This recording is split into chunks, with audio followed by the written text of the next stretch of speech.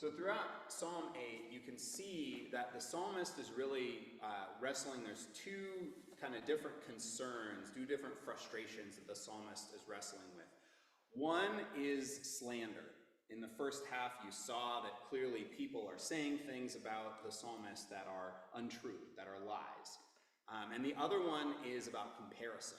This anxiety about keeping up with the Joneses, about having as much as other people. And these two concerns are pretty endemic, I would say, right? We are always wanting people to interpret us correctly, to know us correctly. And I don't know about you, but I'd say probably half of the arguments I get in are about people not understanding me, or me not understanding people, and people being very upset that they're not being understood. Right? We want to be understood because being understood and desiring to be understood is desiring to be known. And what do we want more than anything but to be known? Because being known allows us to be loved. We can't really be loved if we're not known, which is why God is the author of love, because God is the one who can know us most fully and most completely. But we also, in part of being known, is we want to be valued. We want to be compensated accordingly, right? And one of these anxieties about comparison and having enough is really about this, like, are we being honored? Are we being seen and known and compensated appropriately? And that anxiety makes so much sense. You know, we want to be valued by the world. And then we look at who the world values. And we're like, oh, I don't know I want to be like that. Because who's getting seen and known and compensated? Well, I'll just leave it there. I don't have to say any more than that. But what's underneath that is this desire for proof. We want to know, we want confirmation that we are worthy. And we want people to know us and talk about us accurately and say the good things about us. And we want to be compensated for our work and our labor because that's a way of valuing, of honoring. It's an assurance that we're good. And this is what anxiety is really all about. Anxiety is trying to earn grace. Anxiety is trying to prove that we're good enough. If you watch the movie Inside Out 2, what is the belief that comes out of anxiety running Riley's life? I'm not good enough. And all of the motivation that comes out of anxiety in that film is about being good enough. And what does it lead her to do? It leads her to harm her friends. It leads her to cheat and lie. Because she's trying to fill a hole that's not fillable. How good do you have to be good enough? Well, we know that the only way to satisfy being good enough is to just be better than someone else. Ultimately, the only way to satisfy being good enough is to be better than someone else. And so I just have to find somebody who's worse than me. I have to name somebody as a problem, as an issue, as a failure, as a broken, and then as long as I'm not like them, I'm good enough. Until we root our sense of value and identity somewhere else. What does God say about you? You're beloved. Exactly as you are. You don't have to be good. Even Jesus doesn't claim to be good. In Mark chapter 10, this man rolls up on Jesus and says, "Good teacher, what must I do to enter the kingdom of heaven?" And Jesus' first response is, "Why do you call me good? None is good but God alone." Your job isn't to be good. We can't be good. That's what Paul's whole thing that we misunderstand as being about how we're terrible pieces of garbage is actually like, you can't be good. God is good. But you can be loving and lovable and loved. That's who you are. That's what you are. And our belovedness is what turns the volume down on our anxiety. Because it helps satisfy that part of ourselves that wants to be affirmed, wants to be known, wants to be seen, wants to be compensated. Well, trusting and settling in God and our God identity just turns the volume down on that a little bit. Now, just because we identify as loved right? And if that's what being saved is, just because we're saved doesn't mean we don't struggle. It just means that maybe we're not struggling so much. Because we have difficulty and hardship that we're going to have to go through, and how we go through it is the big piece. Because it's going to be there, right? It's going to be difficult. There are going to be hard things. There's going to be painful things. There's going to be loss and separation. There's going to be things that are so much out of our control, like we were talking about in our prayers today. What we tell ourselves about how we go through this is the bigger piece, right? That our security is not external. Our security is internal. The psalmist is constantly coming back to this narrative. I'm going to be okay no matter what. I'm going to lie down in peace and safety no matter what. I'm going to trust in my God no matter what. And sometimes we just have to keep saying this to ourselves. That's why we sing these songs. That's why we read these scriptures. I mean, even in Psalm 22, the psalm that Jesus is crying out from the cross, my God, why have you forsaken me? If you read the rest of that psalm, it oscillates between this sucks. This is incredible pain and anguish, and I know who you are. And I know who I am in you. And this is horrible.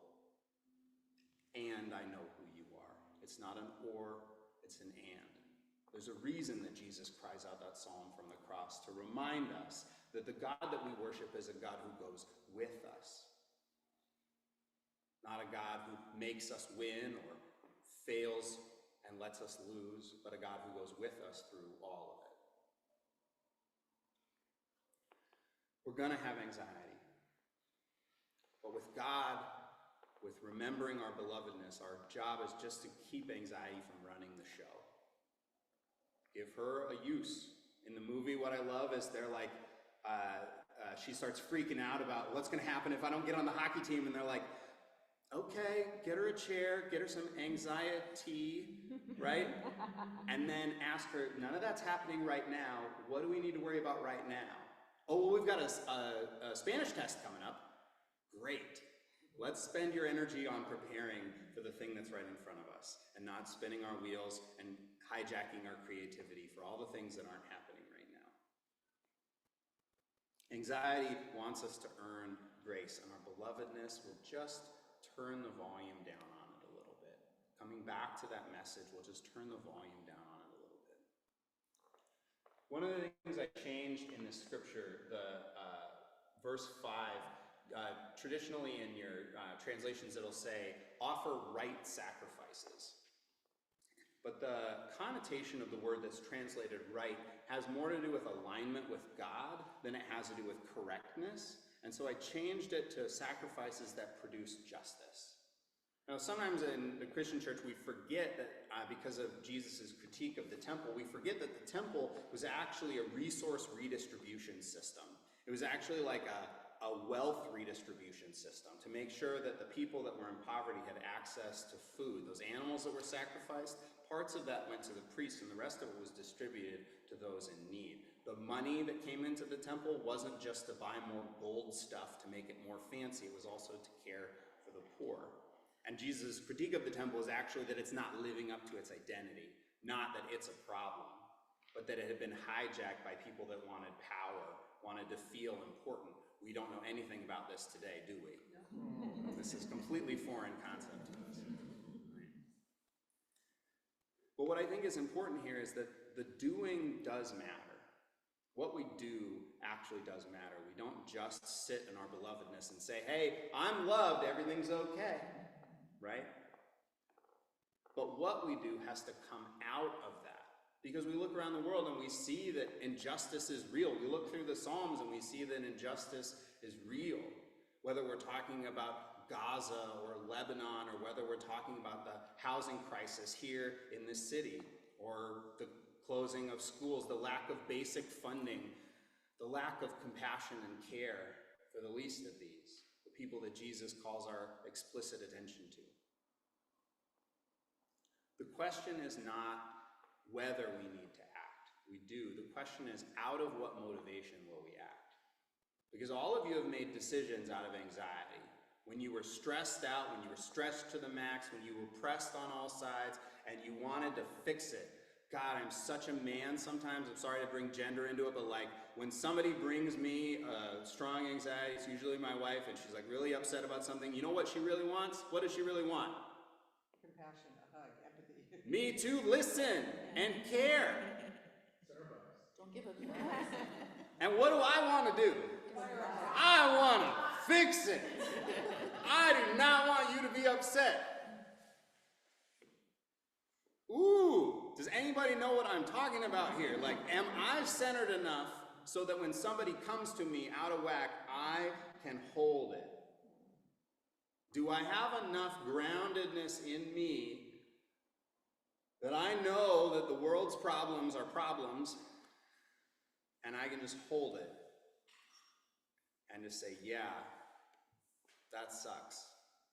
That's really painful. Oh, I can see actually the nuance of that and why that's even harder to figure out. Why I certainly don't have any idea how to solve that problem. My first 5 ideas were garbage. But I didn't know that until I really looked.